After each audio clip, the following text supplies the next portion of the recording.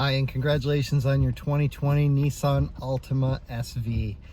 Nissan has done an absolutely amazing job with the redesign on this when they did it last year. I know that you're going to love this. There's a lot of features to go over. There's a ton of safety to it, and the comfort is through the roof.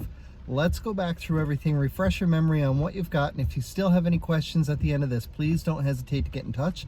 You can call, text, email, or stop into the dealership, O'Regan's Nissan on 60 Baker Drive in Dartmouth, Nova Scotia. We're going to start here at the infotainment system. We see we've got a beautiful 8-inch touchscreen display here.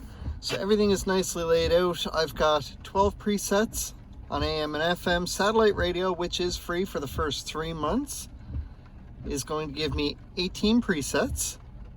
So I've got all kinds of access to store what I want in there.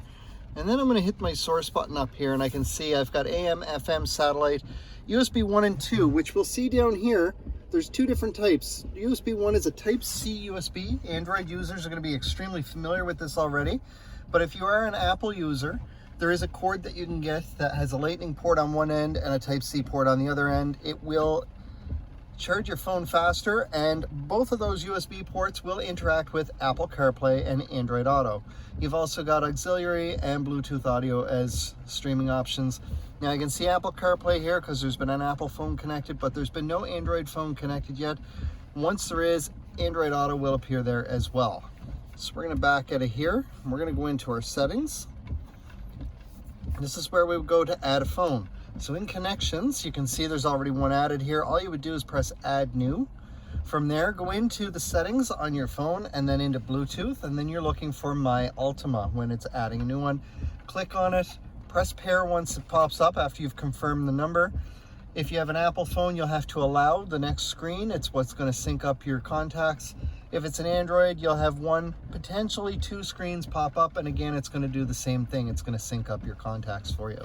Now, if you have an Android phone and you have a lock screen, there is an additional step that you need to take. You need to then back out to your main settings, go down to your security settings, then you're going to go in for smart devices, and you're going to add a trusted device, and you're going to add My Altima. If you don't do this, once your phone locks up after you've connected to your vehicle, it's going to disconnect you from the vehicle itself. So we're going to go back here, and I've got a physical back button as well as the one that I'm using up here. My clock, which is extremely easy to set, is right here. Now my clock is off by 1 minute, so I'm going to go into set clock manually. I'm going to increase the time there, and I can see that my date is wrong because today is June 3rd. So I'm going to want to increase that. Everything is all good. Increase the time there and press back. And when I change my time here, it also changes over on my driver assist display. So I'm going to back out of here again, and then once more. So these are great options, easy ways to go through and update everything. Down below here, I've got my controls for my climate control. It is digital climate control. So you can see I've got dual climate control. Right now I'm going to sync it up so everything goes back to the driver's setting. If I want to change it, I can just turn the dial and it'll set the passenger side. Once they're out, sync it up again. Heated seats are here and here. There's high, low, and off. And you also have a heated steering wheel as well, which is on or off. Now, what I typically recommend for most customers is find a temperature that you like, press auto. Now, I don't have auto on right now, and you're gonna see why right away. When I press auto, it's gonna automatically adjust where my airflow is going and what my fan speed is. And the higher the fan goes, the louder it's gonna get. So it kind of impedes the video a little bit, which is why I didn't have it on. It's not too bad at the moment. What it's trying to do right now is get me to this temperature as fast as possible. Once we start getting closer to that temperature, my fan is going to start to dial back all on its own, and I don't need to worry about anything. It does this in the summer or the winter to either get you up to that temperature or down to that temperature as fast as possible. Now, with all of this, along with the remote start system, which we'll cover a little bit later, you do have an intelligent climate control system. What that means is in the winter, if it is 3 degrees or lower outside and your engine is cold when you remote start, regardless of what your climate control is set for here, all your air is going to get focused up under the front windshield. The rear defrost is automatically going to turn on. Your two front side windows will also get covered by that front windshield, so they'll clear off. When we turn on the rear defrost, it activates our heated side mirrors, and your heated steering would automatically turn on as well. So with all of that, and if you've left your heated seats in an on position, your whole vehicle will warm up for you. Once you come out and engage the vehicle by putting your foot on the brake and pressing the start button down here, your climate control will go back to normal, but the heated steering wheel, your heated seats if you had left them on, and your rear defrost will all stay on. So those are great options. Now I can see that we've moved our start button down by my gear shift instead of up on the dash. And it's got a couple extra buttons down here. So I've got an electronic parking brake, which if I pull up on that, it engages there. I can also see it up on my driver assist display. To disengage this, I need to put my foot on the brake first and then push down. That, or put the gear into drive and give it some gas and it will release that. Auto hold is the other function that we see there. Now I gotta buckle my seatbelt in order for this to work on the display. Right now there's nothing up here, and there won't be when I put it in drive because my seatbelt's not on. Now that my seatbelt is on, the moment I put it into drive, I can see I've got a green A with the word hold here. Now, if I touch the gas, I can see it releases, it goes white. I keep my foot on the brake for 2 seconds, we're back green again. And with that on, and we can see I'm in drive, no feet on the pedals. It's holding me in place, it's keeping me parked. So I'm gonna shift back to park now. And when I do this, when my auto hold is green, I can see that it automatically puts on the electronic parking brake. So we've got several controls on our steering wheel here. All of our buttons are pretty much full up. I want to show you what each one does. On this side, on the right side of my steering wheel, my phone is going to answer a call or hang up. My voice recognition is going to allow me to make an outbound call, or depending on the type of phone that I have, I can access the voice recognition system. From there, once my cruise is on by pressing the blue button here, and we'll see a lot shows up when that happens.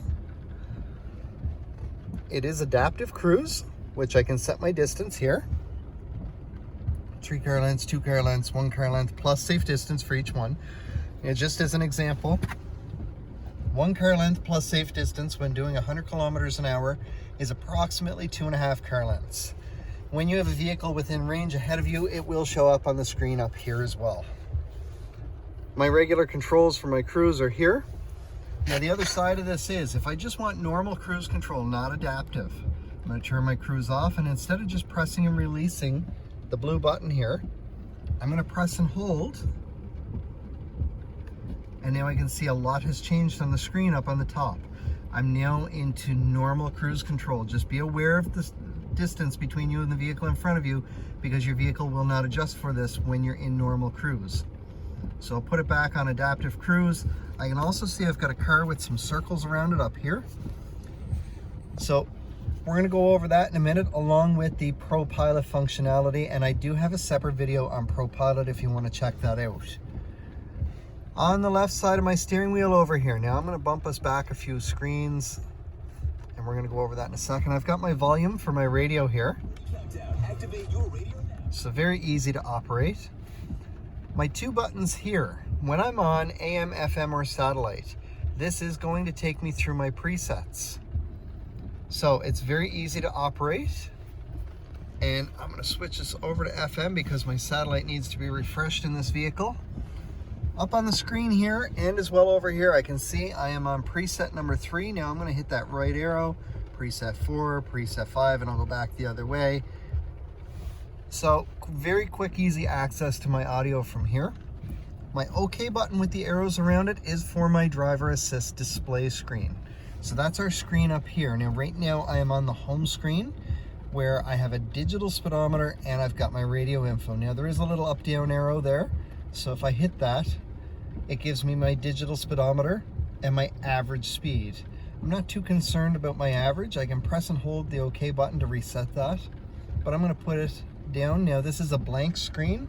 I typically shut this off in the vehicles, and I'll show you where to do that in a minute. So we'll put it back to where we started. Our next screen to the right is our fuel economy. We can see I'm at 8.1 liters per 100 kilometers. We'll see why in a moment. Our next screen over is a trip odometer. So we've gone 175.6 kilometers in 30 hours and 33 minutes. That's why I'm running as high as I am for my average fuel economy. This would traditionally run lower if it wasn't idling as much as it does. Again, we've got that up-down arrow. So I'm gonna hit that and I can see my tire pressure here. Now I've driven enough so that each one populates, but initially they are unpopulated. So I have the exact pressure, and in between the axles on the little picture there, I can see 33. That's what the vehicle is set for. Now, if I go more than 6 PSI below that, it's gonna pop up with a warning telling me low tire pressure. If that happens, it's gonna tell you which tire is low and what the exact pressure is. From there, go to get air in your tire, whether it's at a service station or an air pump somewhere, and then go to the tire it says needs air and start putting air in. When you get to the right pressure, the horn's going to beep to tell you to stop.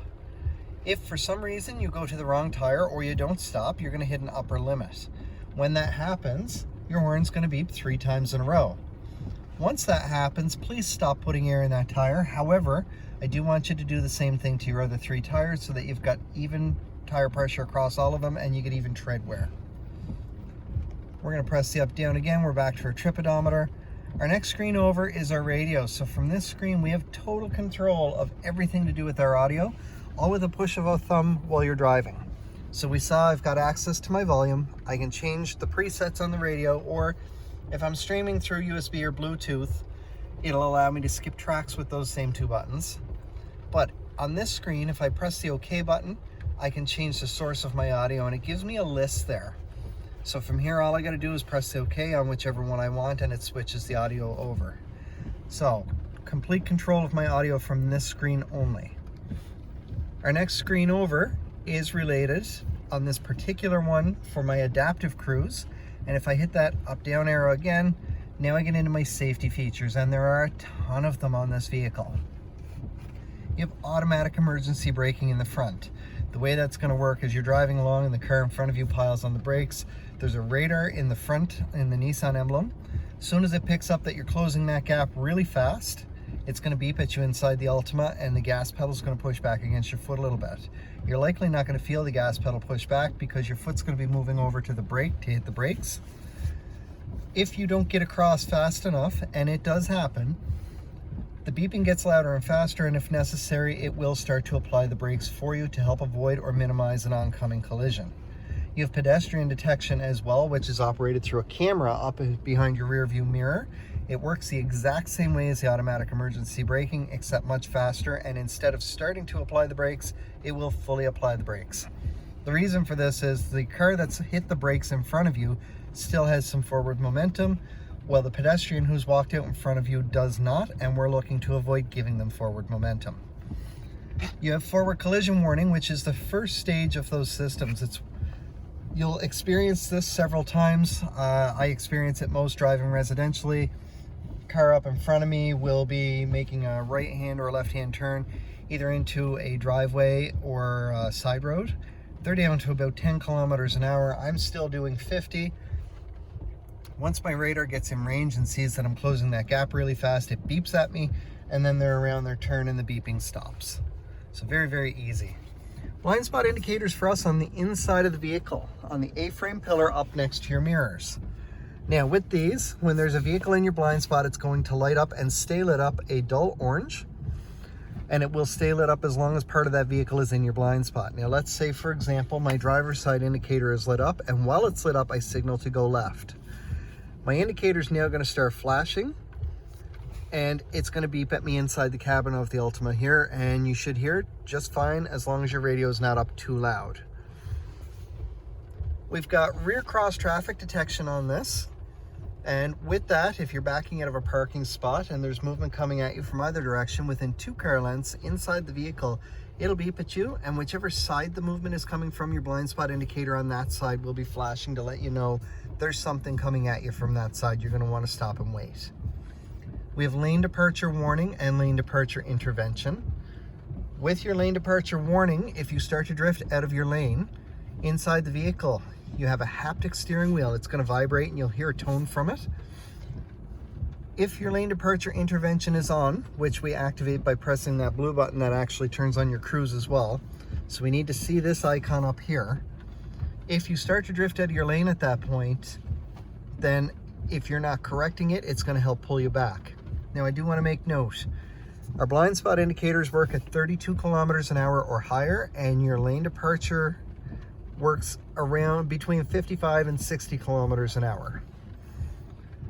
We have rear sonar as well. Now with the rear sonar, it's going to beep at you as we're getting close to something, and you also have rear emergency braking. So with the rear emergency braking, if you're getting so that the beeping is almost to a steady tone, meaning you're getting extremely close to whatever's behind you, and you're still not stopping, providing you are going 15 kilometers an hour or less, your Altima is going to hit the brakes for you, and it's going to come to a full complete stop about a foot away from whatever's behind you. And it's done like this so that you avoid making contact with whatever's behind you. It's going to hold your brakes for about 2 seconds. Your foot does need to go onto the brake, because after that it would release them and you would continue moving back again. So these are all the safety features. Our Pro Pilot is something we're going to cover again in a moment. It's a bit of a safety feature, but it's enhanced driving as well. Our next screen over is our settings. Now I mentioned I typically turn off the blank screen. I'll show you how to do that in here. There's another spot I want to go in as well. So by default, Nissan vehicles will automatically unlock your doors for you when you turn the vehicle off. I normally set this so that the moment I shift into park, they unlock. And we're going to do that right now. Under vehicle settings, locking, auto door unlock, and we can see it's already set for shift to park on this particular one. Normally it's on ignition off. So we're going to set that. I'm going to press the back button, and I'm going to press it again. Now this one has rear door alert on. This is off by default on most of our vehicles.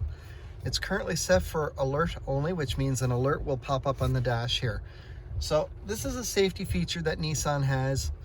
It's designed in case you put anything into the back seat to help and make sure that you don't forget it. So it has nothing to do with the pressure on the back seats. It's all about the back doors. If I open the back door, presumably to put something in, and then I go for my drive, when I get back, if I don't open that back door within the first 30 seconds, my horn's going to start beeping at me if it's set for horn and alert. Otherwise, it will pop up with just an alert here. Normally, I would have this set for horn and alert if we're going to set it.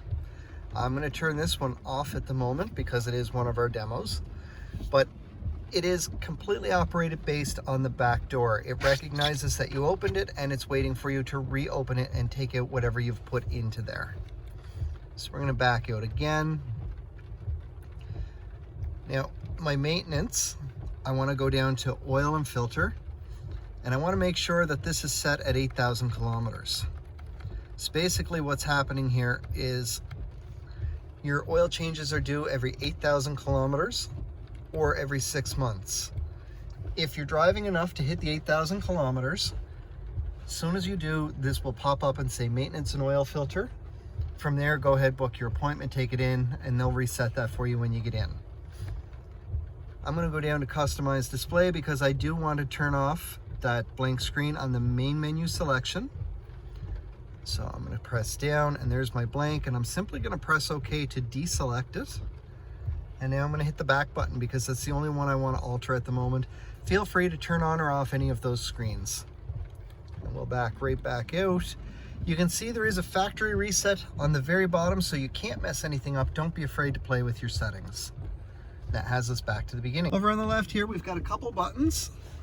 I've got a trip reset because my odometer, which is currently at 1,400 kilometers in this demo, if I press that, I get a trip reset. Now I'm going to press and hold to reset that one, and then over to the next one, same thing, and then once more takes me back to my odometer. Now we also saw earlier that you have a trip odometer on your driver assist display. This is an entirely separate trip odometer.